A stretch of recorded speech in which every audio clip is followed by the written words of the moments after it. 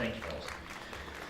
So, this idea of real friends with real benefits, as we are in the process of beginning a transition, I've thought a lot. We spent almost a decade together. I've been here, Sherry and I have been here at Church 180 for almost a decade. In fact, I was looking at LinkedIn last night, and it said you've been at your current position 9 years and 4 months. That's kind of crazy.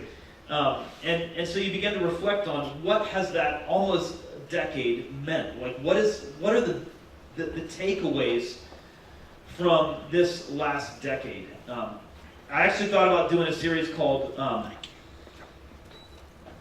It's Like You Always Say. Right? I was thinking about doing a series called It's Like You Always Say. Because what happens sometimes as a pastor, people come up to you and say, it's like you always say. And then they'll say something that I've never said. It happens all the time, right? And you may have actually said that to me. It's like you always say. And then, again, say something. I'm like, I've never in my 43 years said that, okay? But I do. As we're beginning to make this transition, I've been spending a lot of time thinking, 20 years from now, when you've completely forgotten me and whatever, we're just in different places in our life. 20 years from now, what are the things that I hope our church, what are the things that I hope for every single one of you, you'll remember and you will have embraced and you will have applied as a fundamental part of your life? What are those things? And one of those is this idea of friendship, this idea of really healthy, biblical friendship. And it's been one of those things that, for me, since we've been here in this last almost decade, has actually I've worked through the process of identifying it and learning how to be a friend. And I'm really excited about that, and I hope that it's something as a church we can all latch on to. So one of the things I hope to do is introduce some new words into your vocabulary. I want you to have a couple of words, a couple of ideas that are a part of your vocabulary that, 20 years from now, you'll still be saying these words. If that works, if that happens, then I'm going to be like, that's awesome, okay? And so it has to do with friends, and I'm going to share those words with you here in just a minute. So in preparation, a couple years ago when we worked through this series, I got this book by Henry Cloud, and it's called The Power of Other. And in it, he discusses healthy biblical friendships, etc. And one of the things he says is a quote we're going to talk about every week through this series. But one of the things he says in this book is this. He says, you really can't get sustained high performance without deep connected relationships.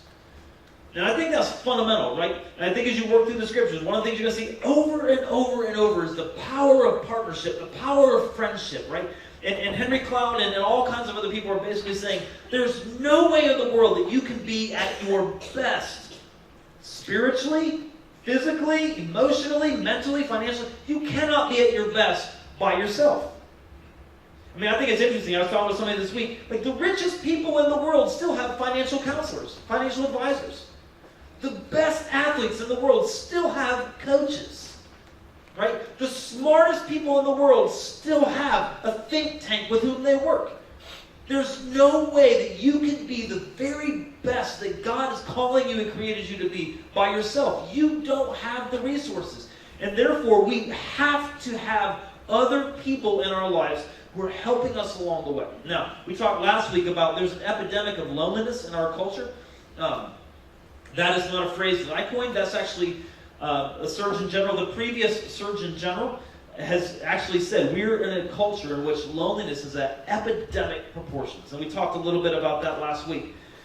The point here is that having more people in your life, having more quote-unquote friends is not necessarily the answer, right? You can fix your loneliness issue by surrounding yourself with people. Like, you can have lots of people in your life. The key that we're wrestling with is it's not so much how many friends, quote unquote, that I have. It's the kind of people in my life that I'm wrestling with. The kind of people, who are the people in my life with whom I'm doing life in an effort to become all that God has called me to become. And so in his book, Henry Cloud talks about he calls them the four connection corners. And so I took his idea and I made a really impressive graphic. This is what it looks like. I'm not sure that he would appreciate my handiwork with his idea, but basically this is what it is. Visually, it helps us a little bit. And this is, as I'm going to talk through this just a second here, I want you to kind of place yourself and ask this question. On this chart, which corner would I spend most of my time in? In which corner would I spend most of my time? Right? So there's corner number one. And these are people who spend most of their time, they're disconnected, they're lonely, they don't really have any inputs in their life, there's no one really speaking into their life. They just are alone, disheartened, discouraged, right, alone. And then there's corner number two, the lower left-hand corner. And these are people, they have inputs, but they're largely negative. These are people, they're hearing other people's voices, but they're largely discouraging, they're largely demeaning. You aren't having a lot of positive, encouraging inputs into your life. I really do hope you're not there. I hope you're not in corner one, I hope you're not in corner two, because that's a pretty bad place to be, where most of the inputs you're getting are negative. And then there's corner number three, and these are people who are like, they're all about the good time. They have lots of people in their lives, right? But lots of people, there's lots of laughs, there's lots of good times. But this corner number three, people that live in this corner, anytime the conversation starts to get serious, or anytime there's some confrontation that needs to be had, or anytime there's some substantive truth that needs to be explored, people in corner number three will typically run to corner number one.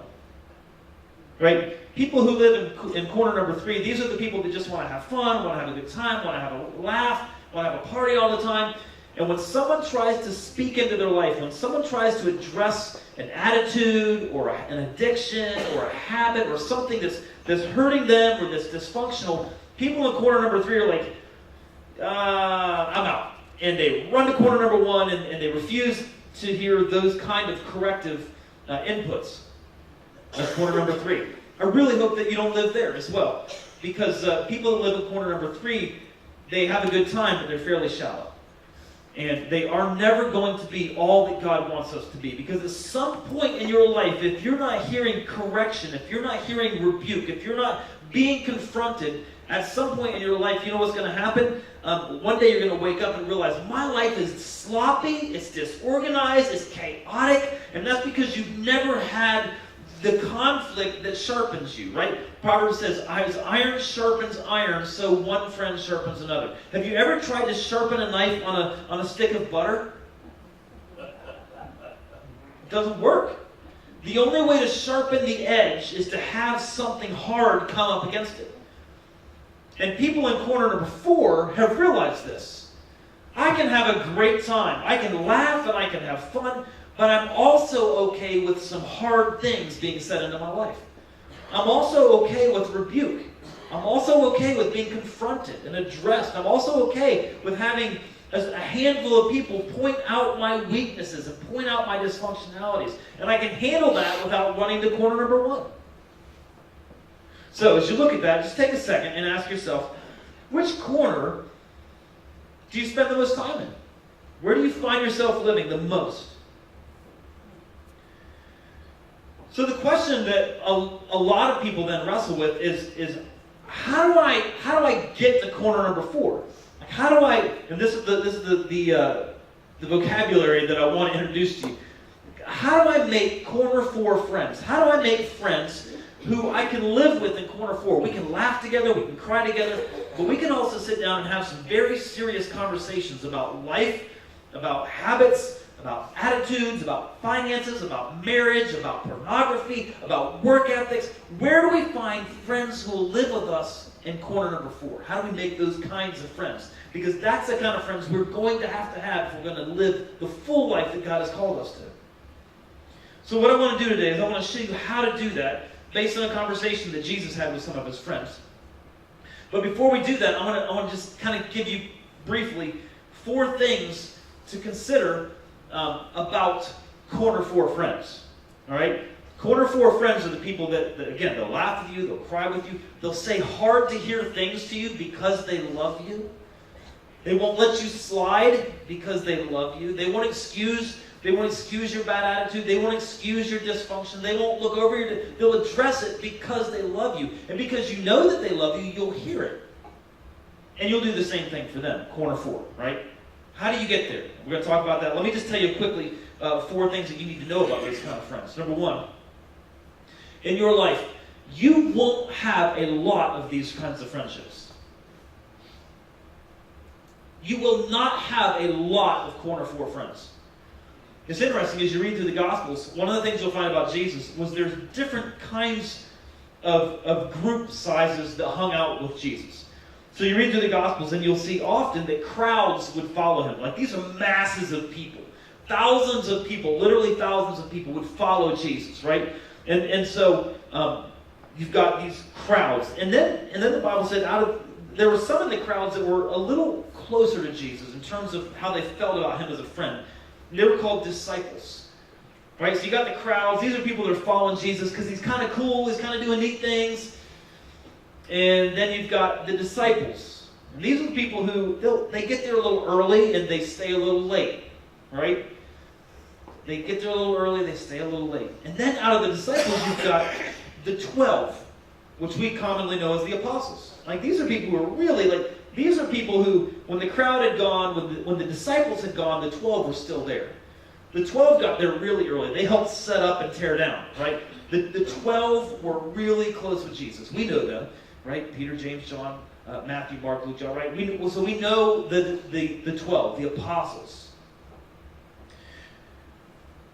Out of the 12, there were 3 that were really close with Jesus. In fact, sometimes after the crowds had gone and the disciples had gone, Jesus would look at the 12 and he'd say, "Hey, why don't you 3 come with me? Let's go over here. I got something I got to do." He would call 3 out of 12. Do you know who they were? Peter, James, and John. Peter, James, and John. So out of his 12, Jesus had a group of 3. And did you know that out of the 3, Jesus had 1 who was, well, the scriptures would call him the beloved, or the one that Jesus loved very much. You know who that was? John. So Jesus had all these, there was the crowds, and then there was the disciples, and then there was the 12, and then there was the 3, and out of the 3 there was 1. So you've got these levels of friendship. So what I want you to know is that Jesus didn't have a ton of corner 4 friends. And if Jesus didn't, you sure, and I sure am not likely to either. Fair enough? Okay, number 1, I need you to know this. You're not going to have a lot of corner 4 friendships. Number 2, these kinds of friendships, corner 4 friendships, take a long time and a lot of energy to develop. I'm talking about friendships where we can sit down. Again, I just want to be clear about what we're talking about, corner 4. These are people who will laugh with you, cry with you, but they're also the people who will sit down across the table and tell you the truth about yourself. The truth that other people see in you but may not say to you. Like, for instance, the other day, my dearly beloved, my beloved, what John was to Jesus, my bride, Sherry, is to me. The other day, she looked at me and said, "You are not very kind when you are impatient." Now, I don't know if any of you, some of you, most of you probably wouldn't know that. Some of you may have speculated that. Some of you are close enough to me that you've actually seen that. But there's only one in this room that said it to me. Right? That's what corner 4 does. Corner 4 says things to you that you need to hear that other people may not feel like they have permission to say. They think it, but they may not say it. Right? That's what corner 4 does. We're working on that way, by the way, Sherry and the Holy Spirit and me, okay? So, these kinds of friendships, let me just tell you something. If someone I didn't know came up to me and said, "You're not very kind when you're impatient," I'd be like, "Okay, thank you," and get in my car and drive and be like, "What was their problem," right? But someone that you know well that says it, you receive it. But that's the result of having done a lot of life, a lot of time with that one person. Does that make sense? Okay. 3rd thing. And this is a big one. Not every friend that you have now will travel to corner 4 with you. There are people in your life right now that you would say, "Yeah, that's my friend. Absolutely my friend." In fact, we spend a lot of time at corner 3. We laugh together. We have a good time together. You know, if there's a party, we're going to go there together. We do life together, right? But let me just tell you something. Everyone that sits in corner 3 with you, few of those will go to corner 4 with you. So I want to spend a little bit more time on this one. I wanted to just tell you a story about Jesus. It's a story in John chapter 6. Jesus was having a conversation with some of his disciples. Remember, there's the crowd, and then there's the disciples. Jesus is having a conversation with his disciples. And he's talking about some next level stuff. He's like, hey, you know, we've been having a good time around here. We've all been, you know, I've multiplied fish and bread, and we've been having a good time. You've been seeing some miracles. But let me talk to you about some next level stuff. Let me talk to you about some stuff that's hard to hear. As he began this conversation about attitudes, about a lack of faith, John says this. When he started, at this point, many of his disciples turned away and deserted him. They're like, hey man, we're all about the good time, but the heavy stuff, the hard stuff, we don't want to hear that. So they left. And then Jesus turned to his 12, remember the crowds, the disciples, the 12. Jesus turned to this 12 and said, are you also going to leave? Like, we're going to have a serious conversation. It's going to be a little tough, maybe a little hard to hear. Are you going to leave too? So Peter and Jesus, Peter being one of the 12, they talked for a minute. And then Jesus said this. This is really important. Look what he said. He said, I chose the 12 of you, right? But one of you is a devil. By the way, anybody have a friend that you feel that way about, right? God, right? Jesus was speaking of Judas. So, we'll just leave that there. Jesus was speaking of Judas, one of the 12, who would later betray him. Now, this is a really important point. I want you to see this because what I want you to know is that if Jesus had people bail on him relationally, it's probably going to happen to you too. Because Jesus was the perfect friend, right? If Jesus had people bail on him relationally, it's probably going to happen to you too. And here's the point. If you make your mind up, I'm going to go to the next level spiritually. I want my faith to go to the next level. Or I'm going to take my finances to the next level. Or I'm going to make some physical or some attitudinal changes in my life. There's going to be people in your life who are not going to travel with you. And the cool thing is, you're not the first to have a friend bail on you. Just know that it's going to happen. It happened to Jesus. It will likely happen to you because not every friend will travel to corner 4 with you. But the fourth point I want to make about corner 4 friends is this. Corner 4 friends are worth the work. They're worth the investment because people get better when you have corner 4 friends. People get better when they have corner 4 friends. So one of my corner 4 friends, I have a small handful of corner 4 friends. One of my corner 4 friends is a man named Dan. And we have been friends for more than 20 years. He is a captain in a fire department in Cincinnati, Ohio. And I'm a preacher in Rock Hill, South Carolina. And we have been through some incredible times together. We've gone on family vacations together. We've taken our families together. We've had fights together. I remember one of our first family vacations. His wife and me did not get along. In fact, Dan and I were at the beach, and when my family goes on vacation, our idea of vacation is let's just get there and hang out, and whatever happens, happens. It's going to be a lot of waves, it's going to be a lot of sand, it's going to be a lot of chilling out.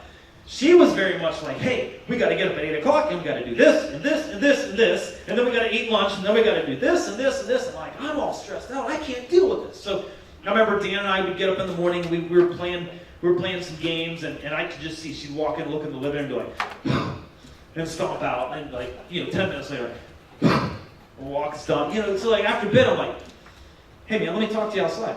So I took him out, I'm like, what's going on with your wife, right? We're day 2, and we're supposed to be here for 7 days. Can't do this for 7 days. And we had this conversation, and then we all sat down as adults, and we had this really hard conversation, which meant the next 5 days were really tense, right?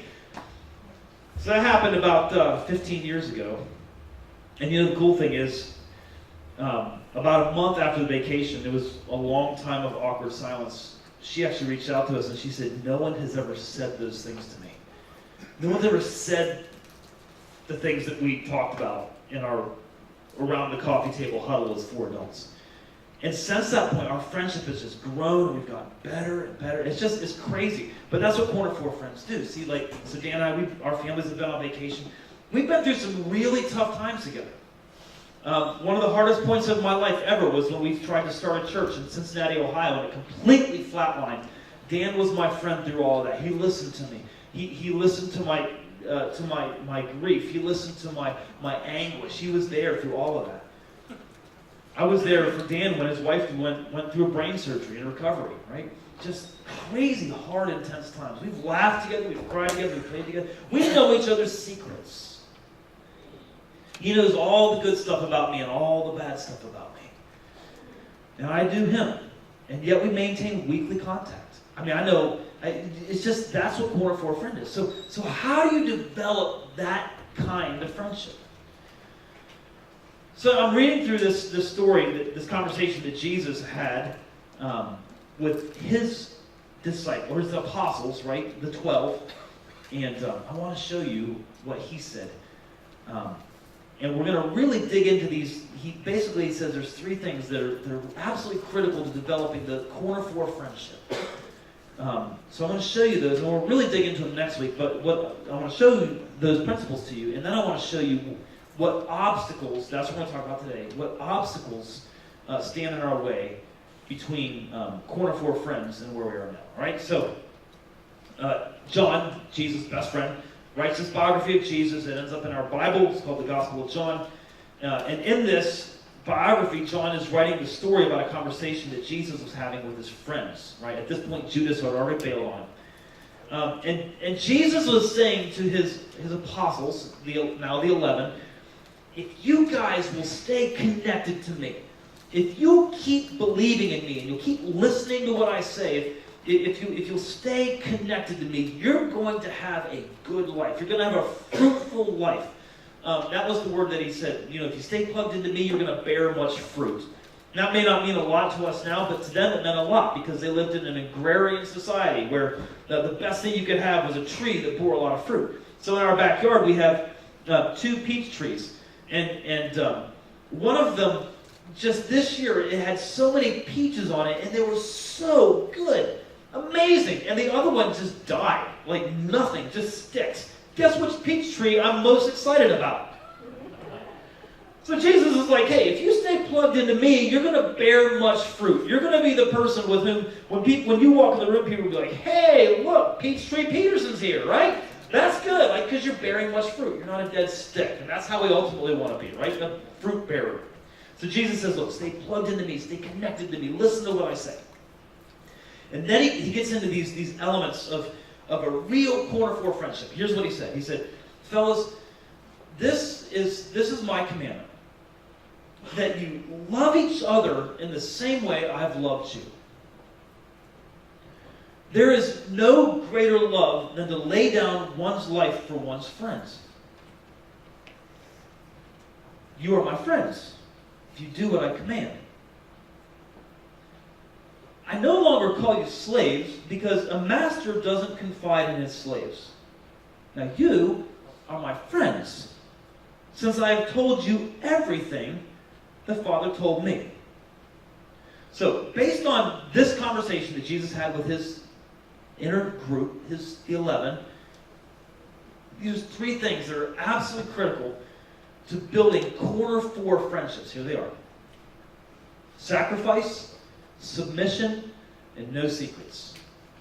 Sacrifice, submission, no secrets. Now, we're going to really dig into these next week, okay? But just quickly, sacrifice means I'm willing to be unbelievably inconvenienced. I will go to the ends of the earth. I will sacrifice for you, my Corner 4 friend. I will sacrifice my energy, my time. I will sacrifice, right? Submission means I'm willing to sit and listen and even change my mind based on your inputs. I'm willing to receive. I'm willing to humble myself. I'm willing to be corrected by you. Right? I'm willing to receive your inputs. Finally, the no secrets thing. Look, someone has to know everything about you. Because the things that you hide will keep you back, keep you away from being everything that God wants you to be. And that's part of being a Corner 4 friend. So those are the three components that Jesus says, these are mission critical to being a Corner 4 and being involved in Corner 4 relationships. Now, what happens, and this is where we'll really get in, what happens if we don't do these things? What are the obstacles that keep us from being in Corner 4 friendships, Corner 4 relationships? We put obstacles in our own way, really. And we block friendships with real benefits from ever happening. Let me show you how. Jesus said real friendship requires total commitment or total sacrifice. But we make partial commitments. Jesus said if you want to be involved in life-giving, next-level friendships that will take you to, that will help you become the man that God wants you to be, the woman that God wants you to be, it's going to require total commitment. It's going to require sacrifice. But we, most of the time, make partial commitments. So here's the truth. Corner 4 friendships, living in Corner 4, it gets expensive. It costs time. It costs energy. It might even get into your checkbook. Jesus said that the greatest love is shown by our willingness to lay down our lives for our friends. Like our best friends, those Corner 4 friendships, they will get into our lives, and it will cost us to have those kinds of friendships. And here's the truth. We are busy. We are tired. We live with very little margin in our lives, don't we? Or is it just me? Because this would be awkward if it's just me. There's not a lot of room to conveniently build Corner 4 friendships, is there? It just takes a lot of time, a lot of energy, a lot of focus. I mean, the truth of the matter is, after church today, there's going to be a group of ladies that are going to meet. And most of us can be like, oh, I just want to go home and get in front of Netflix in my pajamas. Amen. Right? It's just inconvenient, and it costs, and it requires sacrifice. Real Corner 4 friendships can be inconvenient if you don't realize the value that lies on the other side of this work. So here's the truth. You will never have a Corner 4 friendship without a total commitment, one that even requires sacrifice from time to time. And we're going to talk about this more next week, but for now, let me just say this. Corner 4 friendships are not developed in the margins of your life. They require more than leftovers. If you want to build friendships that are going to take you to the next level spiritually, physically, mentally, emotionally, it is going to require an overhaul of your budget, of your calendar, of your priorities. Because Corner 4 friendships require substantial attention and energy. It requires a sacrifice. And if you're not willing to do that, you will not know and you will not benefit from those kinds of friendships. You may have people with whom you laugh and giggle and have a good time, but I'm talking about the ones who are willing to listen when it's hard to hear, who are willing to speak truth into your life when it's tough to say. Partial commitments are an absolute obstacle to friendships, Corner 4 friendships, right? Partial commitments. And then there's this matter of submission. Jesus said real friendship requires that we listen and submit. It requires that I sit on the other side of the table from you and hear you say hard things to me about my attitude. Or hear you say hard things to me about the way that you see me spending my money. Or I hear you say hard things to me about my lack of kindness when I'm impatient. Corner 4 friendship means I'm willing to hear and submit to your input. But we have a tendency to refuse input. Hey, hearing the truth about yourself can be hard, can't it? I mean, it just can be hard to hear what is true about you.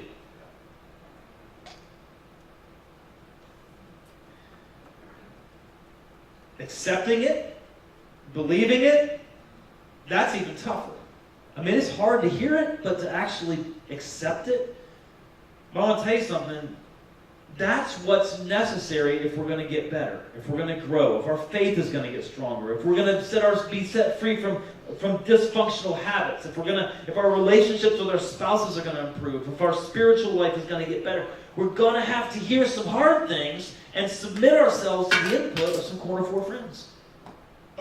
I said it earlier, but I think it's worth repeating, that the top performers in the world, whether they're financial or political or in a leadership capacity, or whether they're athletes or whether they're artists or whatever the case, the top performers in the world all have people who are making critical inputs into their life.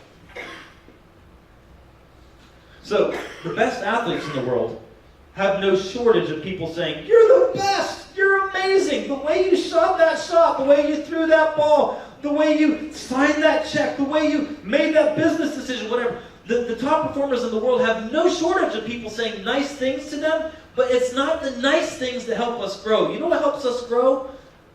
The hard things.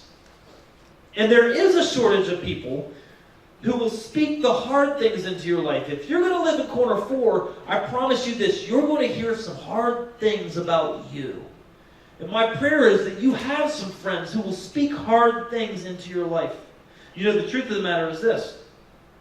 Proverbs says this over and over and over. A fool refuses to hear wisdom. A fool refuses to learn from correction. A fool refuses the input from other people. And I've said this a million times, and this is one of those things that you could come to me and you could say, "Hey, you always say," and you would be right if you said this, "If no one is giving you any correction about your life, it could be that you're a fool." They've tried. They've tried to make some corrections. They've tried to make some suggestions. They've tried to give hard-to-hear feedback, and you've resisted enough that they finally said to themselves, "It's not worth it. He's not going to listen anyway. She's not going to listen anyway. Let her go."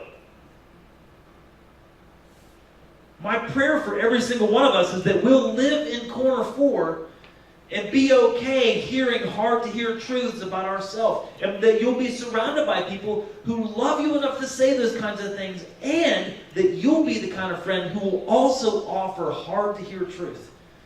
Because that's how we get better. Remember this quote from Henry Cloud. You really can't get sustained high performance without deep, connected relationships. People in your life who love you enough to say hard things to you. But an obstacle for many people is this. They refuse input. They get defensive. They try to justify. They try to explain. Anytime someone offers a hard-to-hear truth, they leave that relationship, or they distance themselves from that relationship and go back over into Corner 1 and begin to refuse all inputs. I just want to tell you something. Please, if you have friends in your life who love you enough to say something hard, would you at least do them and yourself the favor of being quiet long enough to receive? Even if you disagree with what they're saying, would you at least do them? It's not easy to offer a critique to someone, is it? You ever try that? You ever try to, like, in a friendly way, offer a critique to someone? It's hard. So if someone's offering you a critique, would you at least give them the courtesy of hearing it out? And then you say whatever you want when you get in your car, right? You do whatever you want. But don't be the person who refuses input, because if you do, you're not going to experience Corner 4 friendships. There's one more obstacle that keep us from real, healthy, biblical, productive friendships, and that's this. Jesus said, real friends keep no secrets, but we have a tendency to keep secrets. Now, keep in mind that not everyone is your BFF, right? And it's neither wise nor helpful to say everything that is going on in your life to everyone. Some people need a filter on their mouth, and some people need a filter on their social media, because not everyone needs to know everything about your life, right? But there is someone or a small group of someones who do need to know everything about you. And here's why. I've discovered, and you probably have too, that my secret will always be a lid on my growth. The thing that I'm hiding, the thing that I'm keeping secret, The thing that I hope you never find out about me is the very thing that will keep me from being the man that God wants me to be. At some point, there's got to be someone in your life who knows everything about you and loves you enough to hold that in confidence, and who loves you enough to show up in your life from time to time and ask, hey, how are you doing with that? How's it going? You see, if your secret stays a secret, no one can ever help you break free from that. And Jesus said part of this next level, corner four friendship is we don't keep secrets. That's what he taught us. So look at these three obstacles, like making partial commitments, refusing input, keeping secrets. And it occurs to me that this is a really important sentence. You can't make deep friendships with shallow commitments. You cannot make deep, life-changing, corner four friendships with shallow commitments. Real friends with real benefits are the result of time and energy and sacrifice and love and intentional effort. And when you put forth that effort, the end result is a man that's fully living out the God life, or is a lady that's fully living out the life that Christ has died to make possible for her. So Jesus, after he talked about all this, said something about real friendship. He said, listen, fellas. He's talking to his 11, right? He said, you didn't choose me. I chose you. And I appointed you to go and produce lasting fruit. So the Father will give you whatever you ask for using my name. I've chose you, and I've appointed you to go and produce something of significance. Right? Now, here's what I found about the very best friendships. The very best friendships. They make me better spiritually. And here's what I mean by spiritually. They make me better in the areas of life that you can't see with your eye. The best friendships help your faith to grow stronger. The best friendships help you to increase in wisdom. The best friendships help you to build up courage. The best friendships help you to walk away from fear. The best friendships help us in the spiritual parts of our lives. Now, I can have a friend, and this could even be a corner four friend, who comes over and helps me paint my house. That's something that you can see with your eye. And I would be appreciative to that friend. But you don't need to be a corner four friend to do that. You don't need to be a friend to do that. I can pay you, right? The best friendships are the ones that help me spiritually. And Jesus said, look, this is why I've chosen you. So for those in this room who said, I'm a Christian, let me just tell you something. Jesus reaches out to you and says, I've chosen you to do something rather significant. I want you to produce lasting fruit. In other words, I want you to make a significant difference. And the only way that's ever going to happen is if we're growing spiritually in the areas of life that we can't touch with our hands. Courage, love, faith, wisdom, hope. That's where the best friendships really, really show up. If me being around you, if our friendship makes us both better spiritually, that's a corner four friendship. When I think about this, when I have the ear of God the Father, and that's what Jesus said, listen, when you're doing this, when you're producing lasting fruit, when you're strong and effective spiritually, the Father will give you whatever you ask for using my name, right? But when I have the ear of God the Father, and the friendship of Jesus, and a corner four friend or two, I'm set up to do something that is significant and valuable. And listen, so I'm a dad, and I have 6 kids, and so I see a lot of what's happening. And you know what I want from my kids more than anything? I want them I want them to have lots of friends, right? But more than that, I want them to have some significant corner four friendships that empower them and enable them to do something important. Listen, I don't want for my life, I don't want for my kids' life, I don't want for your life, for us to stay busy socially and be ineffective spiritually. And wouldn't it be awesome if us as a church, every single person in this room, had 1, 2, 3 corner four friends that lit our fire spiritually? I mean, we were more courageous. We had bigger faith. We took bigger initiative in our prayer and our activities because of our corner four friends. Imagine the difference that we could make in our homes, neighborhoods, and our community. That's what Jesus said. I want you to do this. Produce lasting fruit. And it happens as a result of connecting at that corner four. So what I want to do is I want to wrap up with 3 action steps for today. I want to just challenge you to do 3 things. Number 1, if you don't have a real corner four friendship, I want to really challenge you to start looking around.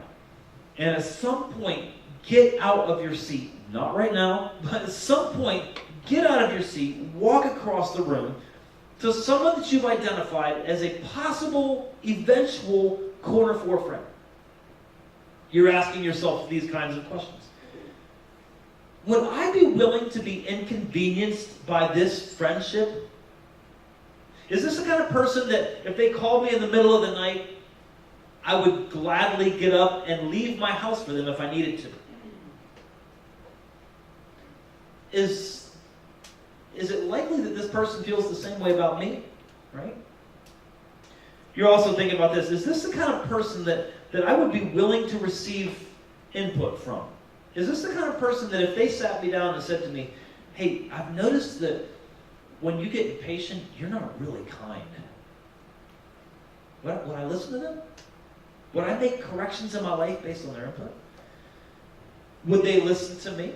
Could we potentially at some point eventually have that kind of a connection? As you're considering someone or someones with whom you might have this kind of a relationship, I'd also encourage you to ask this question. At some point, would I be willing to tell this person my secret? Is it likely that they would tell me theirs? If you don't have a corner four friend, the first thing I want to encourage you to do is start thinking about who or with whom you may develop that kind of a relationship. The second thing I want to encourage you to keep in mind is this. Be prepared to hear some form of, I can't. Listen, some people, I've already said, some people will not travel to corner four with you. They're not interested in those serious, substantive, sometimes hard to hear conversations. So you may actually reach out to someone with hopes that we could take this to the next level and hear some form of, I can't. I've had it happen. And I bet there are others in this room that have had the same kinds of thing happen. Some people may also just have a full friend tank. Listen, you can't be corner four friend with a ton of people, right? It takes a lot of energy, a lot of time. Some people may just have a full friend tank, and they just I can't have that kind of relationship anymore. My bandwidth is full. But listen, it's not a reflection on you. It just means they're not ready, or they don't have room in their life now. You keep looking for that corner four friend. And finally, I would just say to you, prayerfully keep working to develop real corner four friends. Because that's the kind of thing, along with your faith in Jesus Christ, that is going to take you to the next level spiritually and enable you to live out the life that God is calling you to. So I just want to wrap up like this. The best friend I have is Jesus. Jesus knows it all. And he gives me permission to be very frank. And we have a walking trail out by our house that if any of you ever hid in the bushes and listened, you would go to First Baptist Church. Because Jesus and I have those kind of conversations. Sometimes they revolve around my fears. Sometimes they reflect my insecurities. Sometimes they reflect my frustration. Sometimes I have conversations with Jesus in which I tell him how good I feel about what I'm doing. We just have those kinds of conversations, me and Jesus. It's an awesome relationship. And so the first friendship I urge you to pursue is a relationship with Jesus Christ. He will be the one. He'll be the one who knows you better than anyone, who forgives you quicker than anyone, who understands you more deeply than anyone. Jesus Christ. And out of that confidence, this friend I have in Jesus Christ gives me then confidence. If he loves me, it gives me a lot of confidence. And it's from that confidence that I can begin to pursue relationships and friendships with other people. And I urge you to do that. Pursue Christ and make friends. Corner for friends.